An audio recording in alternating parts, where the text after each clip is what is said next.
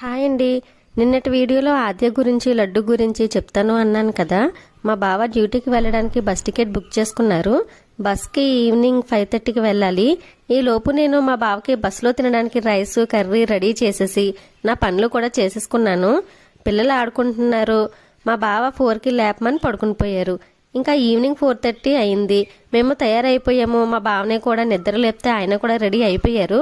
వాళ్ళ friend bus ఎక్కించడానికి వస్తానన్నారని వాళ్ళ ఇంటికైతే వెళ్ళిపోయాం. అక్కడ అరగంట కూర్చున్న తర్వాత మా బావ ఫ్రెండ్ బస్కి టైం అయిపోతుంది, ఇంకా బయలుదేరిపోదాం అని బయటికి లగేజీ పట్టుకొని వెళ్దాం అని మా బావ లగేజీలు తీసేశారు.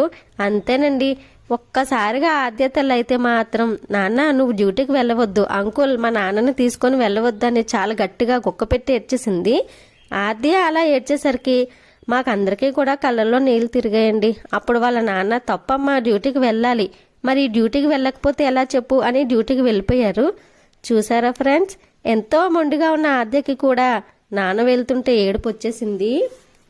లడ్డూల గురించి కూడా చెప్తానని చెప్పానండి. వీడియో మరీ లెంతీ అయిపోతుందని చెప్పడం లేదు, రేపటి వీడియోలో చెప్తాను. ఈరోజు నేనైతే మా బావకి ఇష్టమైన చికెన్ పులావ్ రెడీ చేశాను. నచ్చితే మీరు ట్రై చేయండి. సబ్స్క్రైబ్.